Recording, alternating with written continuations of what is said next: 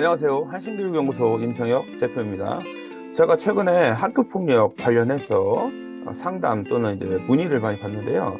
오늘 제가 간략하게 요약해 드릴 테니까 이 내용들을 꼭 숙지하셔서 자녀의 학교폭력 피해 경험을 아주 부드럽게 잘 해결할 수 있기를, 또 단호하게 원칙적으로 해결할 수 있기를 기원 드립니다.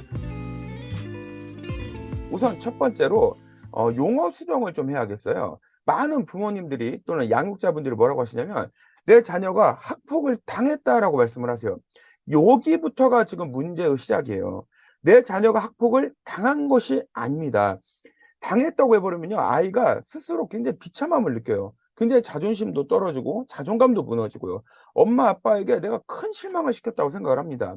아이가 학폭을 당한 게 아니잖아요. 이 아이 잘못이 아니에요. 가해 학생의 문제인 것이죠. 학폭은 당한 것이 아니라 학교 폭력이 발생한 겁니다. 내 자녀가 학폭을 경험하게 된 거죠.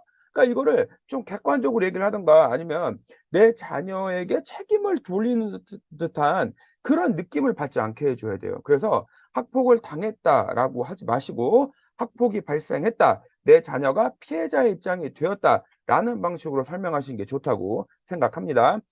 말 한마디가 자녀의 마음을 치유하는 데 짧게는 며칠, 때로는 수주에서 수개월의 차이를 만들어 냅니다. 엄마 아빠를 바라보는 그 몇 시간, 그 몇 분 또는 그 며칠의 시간을 내 자녀의 마음을 굉장히 아프게 하는 어떤 또 다른 2차 가해가 될 수 있어요. 용어부터 수정하세요. 두 번째, 일단 학폭 피해가 발생을 하면, 또 내 자녀가 그런 피해자 입장이 되면요, 상해 부위를 촬영을 하는데요. 이 상해 부위는 어떻게 촬영하냐, 제가 꿀팁 드릴게요. 보통 첫날에 병원 데려가서 진단서 끊고 뭐 이렇게 하시는데, 이게 요령이 있어요. 예를 들어 연부 조직 손상은요, 그러니까 이제 구타, 폭행 등이 발생하잖아요. 그래서 내가 우리 자녀가 이제 피부에 폭행 피해가 발생을 했다 그러면은, 이게 첫날보다 둘째 날이나 셋째 날에 그 피해 부위가 더 커져요. 연부조직 손상의 특징이에요, 이게. 그래서 상해 부위를 촬영을 하는 것은 첫날도 찍으시고 둘째 날도 찍으시고 사흘째 되는 날까지 찍으세요. 아무리 못해도 이튿날까지는 찍어야 돼요. 아시겠죠? 진단서도 그날 가서 바로 해도 괜찮고요. 또는 그다음 날이나 그 다다음 날, 사흘째 되는 날 가도 아무 상관없어요. 학폭 접수하는데 진단서를 첫날부터 요구하지 않습니다. 여기에서 제가 학폭위 개최에 대한 중요성을 말씀을 드립니다. 저는 이걸 어떻게 보냐면요, 일반적인 사안과 굉장히 중대한 사안으로 나눕니다. 그러니까 일반적인 사안은 일반적으로 학교에서 뭐라고 하냐면 경미한 사안이라고 그래요. 범죄에, 학교 폭력에, 또는 학교 폭력 사건에 경미한 사건은 없어요. 지금 이런 표현이 대단히 잘못된 학교 폭력에 대한 관점이 반영된 사례입니다. 경미한 폭력이 어디 있어요? 가벼운 성희롱이 어디 있습니까? 그런 건 없는 거예요. 일반적으로 학교 자체적으로 종결할 수 있는 사안이 있습니다. 담임교사 지도나 또는 학교장 선에서 마무리될 수 있는 사안이 있고요. 이게 좀 중대한 사안이 됐다 그러면 교육청으로 넘어가는 거거든요. 그럴 때 여기에서 학폭위 개최를 결정을 해야 돼요.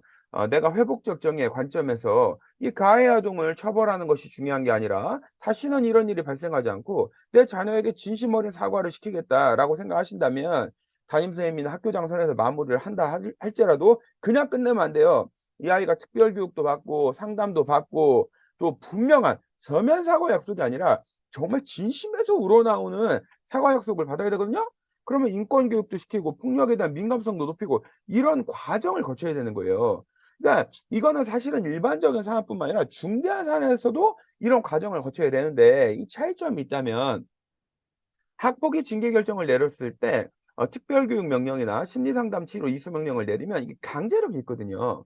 그래서 이러한 점에서 저는 가급적 학폭위 개최를 결정하시는 게 좋다, 이런 말씀을 좀 드리고요. 특히 중대한 사안으로, 그러니까 상해가 심하게 발생을 한다거나 성범죄인다거나, 또는 2인 이상이 1인을 폭행하는 특수폭행이라거나, 또는 지속적이고 반복적이고 굉장히 고의적인 또 중대한 상해를 발생시키는 사안의 경우에는 학폭위 결정을 해야만 상급 학교 진학 시 문제가 안 생겨요.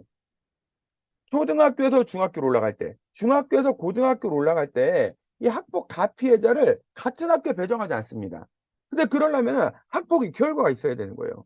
이거 없이 그냥 넘어가 버리고 그냥 사과만 받고 구두 사과만 하겠다 이래 돼 버리면은 나중에 중고등학교 배정 받을 때 같은 학교에 가는 수가 있어요. 그래서 학폭위 개체 여러분 잘 결정하셔야 한다는 거 제가 말씀드리고, 여기에서 제가 경찰 신고가 가능하다라고 써 놨던 건 뭐냐면, 학폭위를 진행하면서도 이건 행정적인 절차이거든요. 경찰 신고는 별도의 문제입니다. 여러분 경찰에 신고하는 것은 아이들이 어리면 아무 소용없다고 생각하시는데 그렇지 않습니다. 만 10살이 되면 소년법 적용을 받는단 말이에요. 이 학교 폭력, 그러니까 폭행 및 상해 뭐 또는 성폭력 등이 중하게 발생을 하면은 똑같이 경찰에서도 소년법 적용해서 보호 처분 내릴 수 있단 말입니다. 그리고 중고등학생 같은 경우는 만 14세 경과되면, 지금 이제 만 13세로 그걸 개정하려는 지금 움직임이 있는데요. 어쨌든 뭐 13세든 14세든 간에 형사적인 처벌은 별개의 문제예요. 그러면 형사적인 처벌은 형사적인 처벌만 중요한 것이 아니라 민사적 책임을 물을 수가 있지요. 이것도 같이 기억을 해야 됩니다. 그러니까 내 자녀가 초등 1, 2, 3학년이에요. 그러면 이게 이제 학폭위 징계 결정을 내렸는데, 아, 내 너무 억울하다. 이거 어떻게 내가 더 심하게 끝까지 가보고 싶다 그러면은 민사상 손해배상 청구를 어린이가 직접 책임을 지진 않지만 그 부모에게 물을 수가 있는 것입니다. 그래서 경찰 신고나 학폭위 개체 이런 거는 또 민사소송은 다 별개의 문제라는 거 말씀드리고요.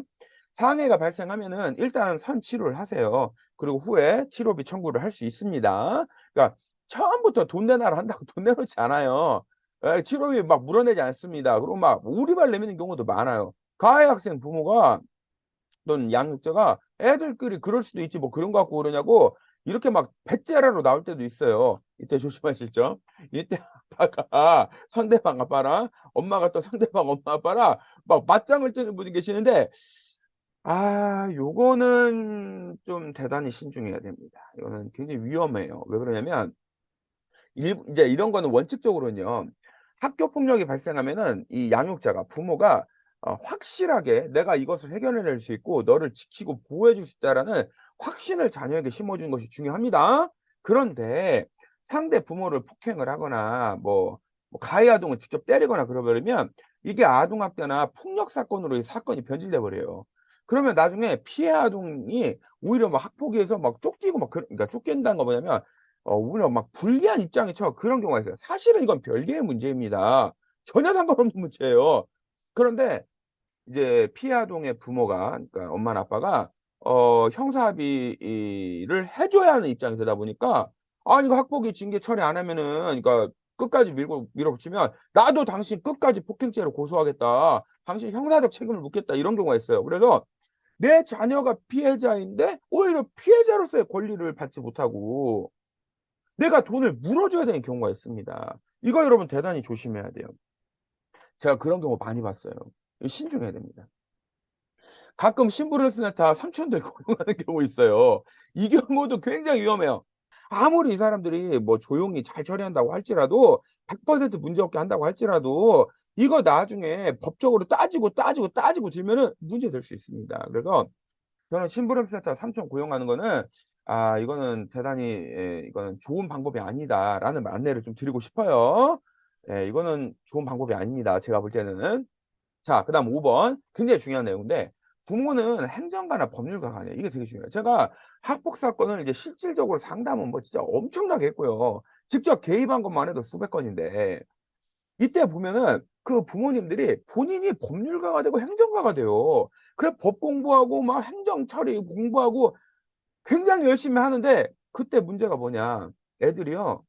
아동이 자녀가 어떻게 생각하냐면 엄마 아빠가 나 때문에 고생한다고 생각해요.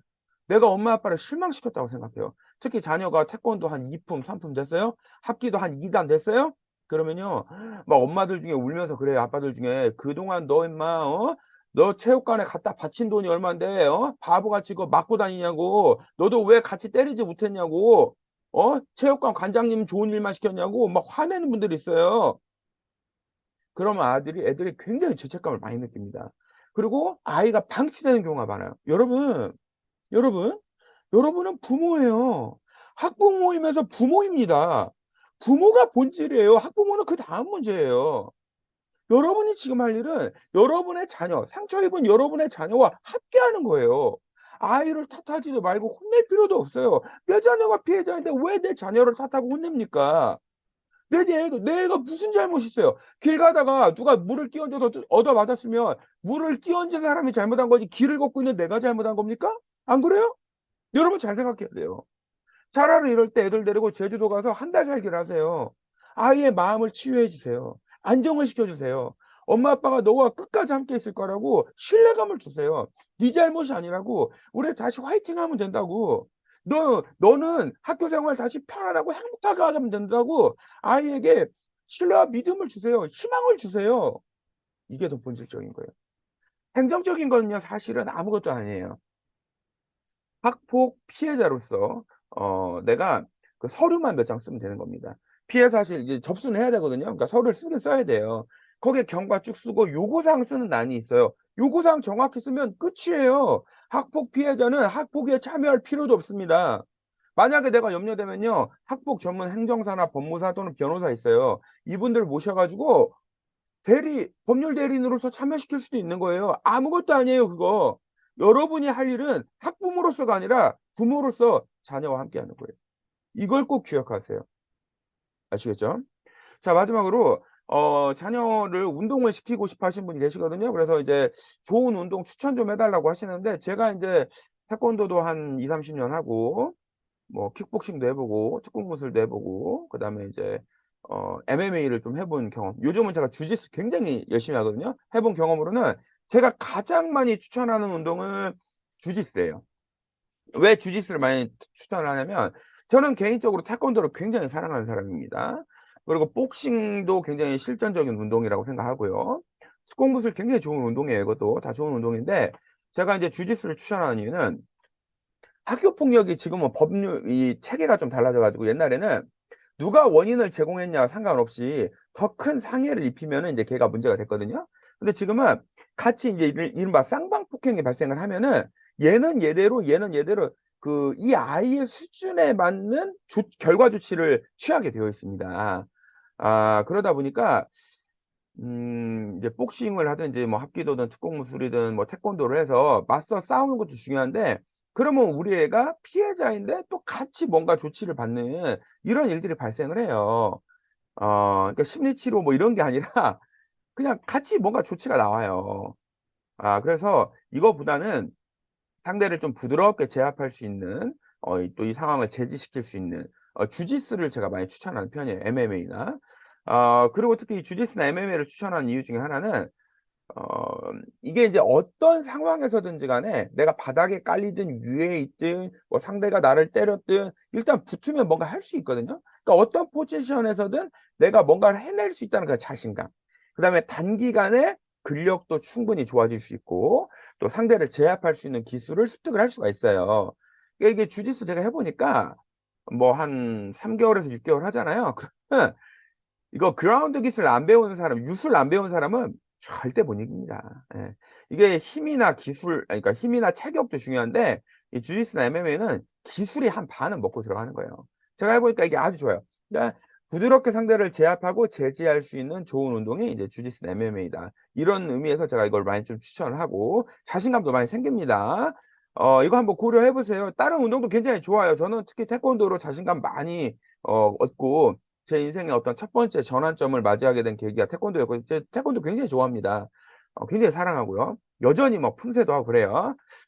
그러나 이제 학폭 피해 발생 시 또 경험 시 이 태권도로 단기간에 이 상황을 전환하는 건 그건 좀 이렇게 쉬운 얘기는 아니에요 그게. 예 근데 이제 주짓수 같은 경우는 막 매일 스파링하거든요. 그럼 처음에는 막 계속 눌리고 지고 그래요. 근데 상관없어요. 몇 달 지나면은 굉장히 재미도 붙이고 힘도 세지고 체격하고 상관없이 상대를 제압할 수 있는 능력이 생겨요. 제압이에요. 상대를 울리고 막 때려 죽이는 게 아니라 행위를 제지시키는 거예요. 예. 이 방어적 목적으로 뭔가 조치를 취하는 것은 저희가 학폭 심의를 할 때도 충분히 정상 참작을 합니다. 근데 이제 같이 때려 버리면은 그게 안 돼요. 쌍방폭행이 돼 버려요. 그러니까 이런 것들 한번 고민해 보세요. 자, 제가 지난 이제 햇수로 15년 또 꽉 찬 14년 동안 학폭, 성폭력, 성희롱 사건을 직접 상담하고 처리하고 뭐 학교에 있는 이제 생활인권 부장님들, 학생 부장님들 교육도 제가 하고 경찰 교육도 제가 해요. 뭐 모든 경찰서를 다니는 건 아니지만 몇천 개 경찰관님들 교육도 제가 하는 입장에서 많은 어떤 짧은 노하우를 지금 안내를 해드렸습니다. 여러분 꼭 숙지하셔가지고 여러분 자녀에게 학교폭력 피해가 발생했을 때 굉장히 지혜롭게 부모로서 자녀를 케어하면서 온전히 처리할 수 있는 또 그런 기회가 되었으면 좋겠다. 그런데 도움이 되면 좋겠다라는 말씀 드리면서 마무리하도록 하겠습니다. 감사합니다.